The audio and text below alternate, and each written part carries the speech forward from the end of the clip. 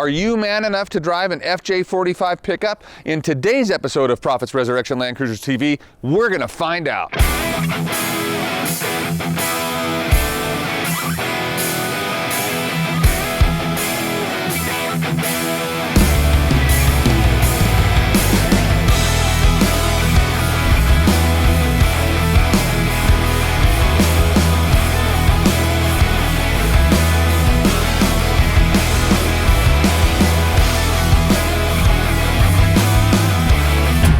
Toyota made the J45 pickup from, I think, 1963 all the way to 1984. I say J45 because there's lots of letters in front of the J that we could throw on there, right? FJ, HJ, BJ. So they made the J45 pickup for all of those years, and they didn't change that much.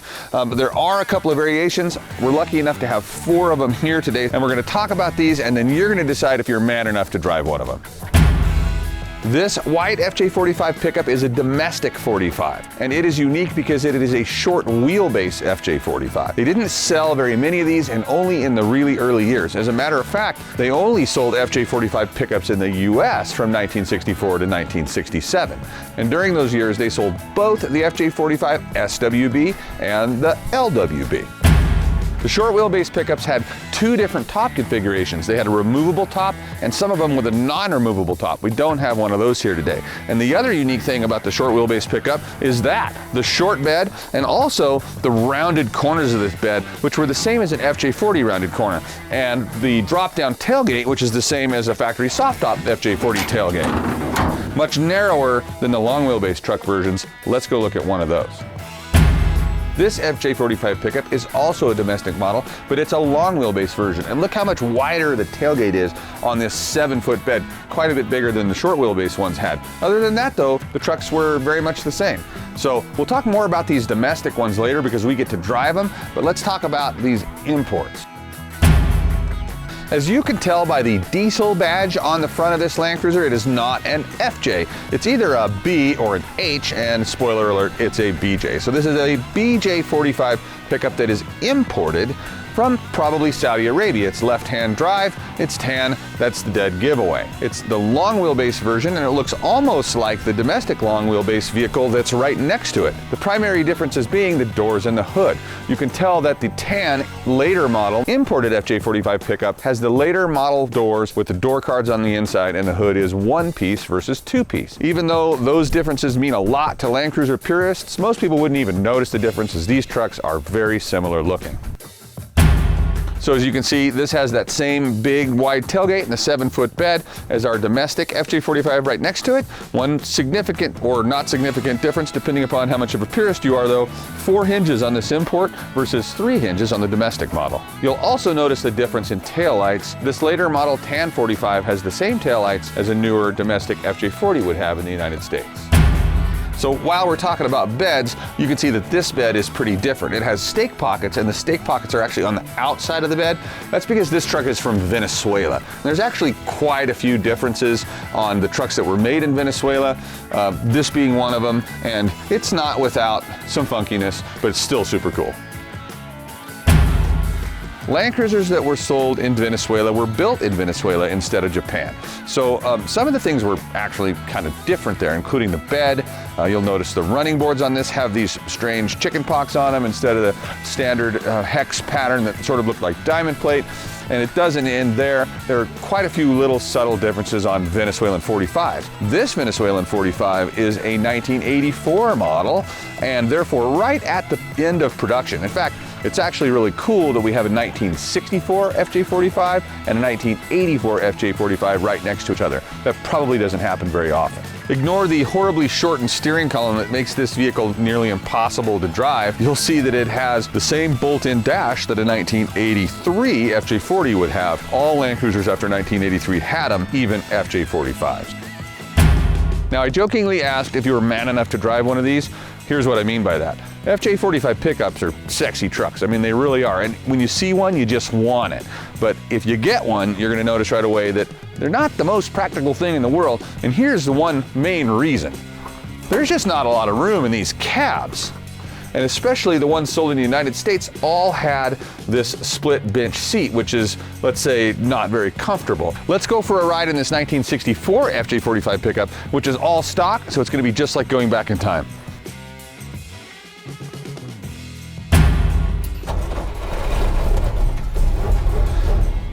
So because they only sold FJ45 pickups from 1964 to 1967 in the US, they were all like this.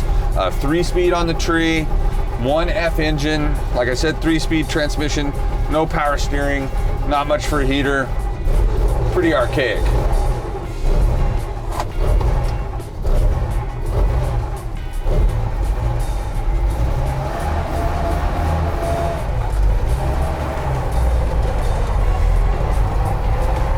But they do bring a giant smile to your face. So one time somebody told me this is like a 3-speed on the column is like an anti-theft device. Not too many millennials know how to drive something like this, but I'll give you a hint if you want to know. If you picture a 4-shift 3-speed where reverse is forward and up, first gear is backward and down, second is forward and to the right. It's the exact same thing right here. It's like this stick is on the floor, but it's actually on the column. So just think of it as the same pattern.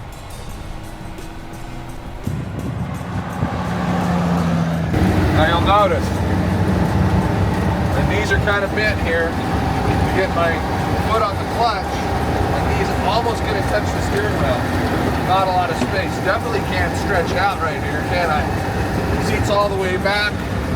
You got to get used to this driving position if you want to drive an FJ45 pickup.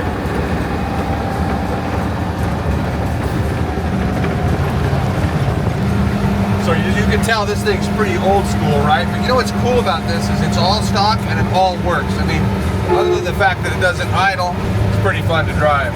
Horn works, turn signals, windshield wipers, I bet, lights. Let's find out if the windshield wipers work. One of them. 1 out of 2 is not bad.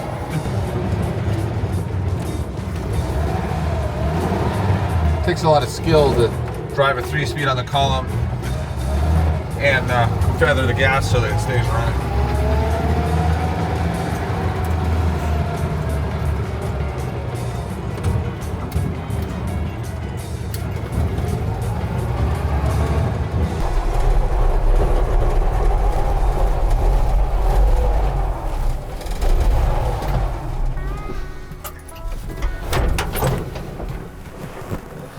All right, that was fun. Now let's go drive this 1967 FJ45, which I gotta say, we cheated a little bit and made it a little bit more drivable. This is the other domestic FJ45, and we kind of cheated on this one. We've modified it to make it a little bit more comfortable on the inside. That being said though, even though we changed to bucket seats and added a smaller steering wheel, trying to get as much legroom as possible, there's still the same amount of cab space. So will you fit in? It's kind of a resto mod FJ45. And we built this about 6 years ago, and it's back because I just sold it. It changed hands. It's getting ready to go to the new owner. I'm really excited for him to get it because I actually really like driving this one.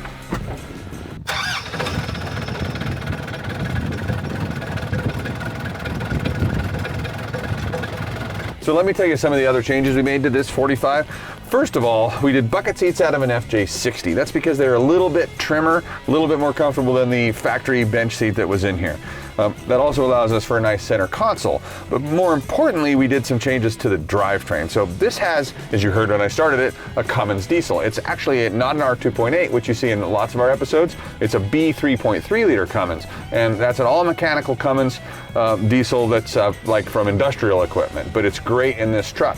We coupled that to a 4L60E automatic transmission, which is unusual. And then it's got some of our other sort of common upgrades like Dakota digital gauges, retro stereo, vintage AC, power steering, and the power steering is clutch, by the way, because that's what allows us to use this little steering wheel, which is, as you can tell, I got a lot more room for my legs in this one than I did in the white one.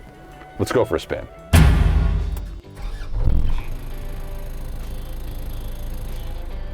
Oh, and another improvement, we made provisions for 3-point retractable seat belts. The 1964 we were in didn't even come with seat belts.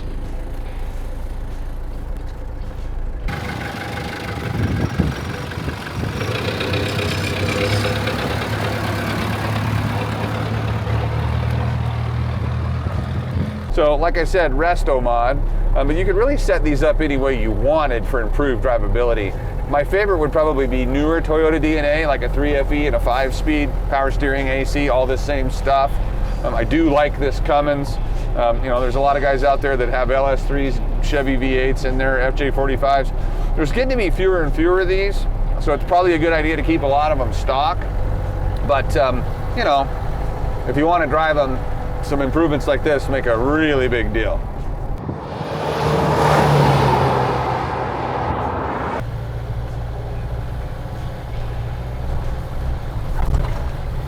Oh yeah, and then there's that. No matter how you set these things up, if you keep the factory suspension, they are definitely rough.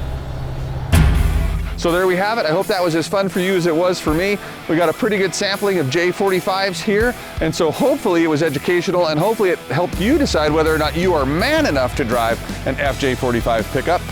That wraps it up for us, so thanks for watching. As always, Proffitt's Resurrection Land Cruisers TV. We put a lot of time and effort into these for you guys, and I love it when I talk to you and you say, hey, I love that episode. So keep watching, share, check us out on Instagram if you don't follow us already at Pro Cruiser, Real Pro Cruiser on X, Resurrection Land Cruisers on Facebook, and resurrectionlandcruisers.com on the internet. Thanks for watching.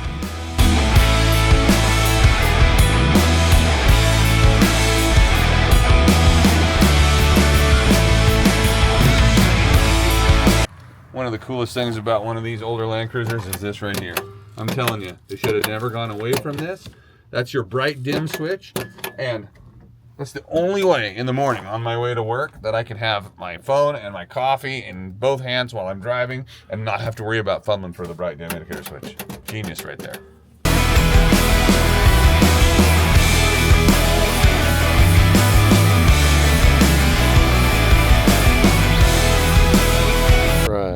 Go ahead and turn this way. Okay, and action. Let's go for a ride in this 1964 FJ45. Okay. You're giving me lots of good bloopers. All right. Somebody else needs to give you bloopers. Find somebody else to look like a fool on camera. All right, ready? Yeah. Action.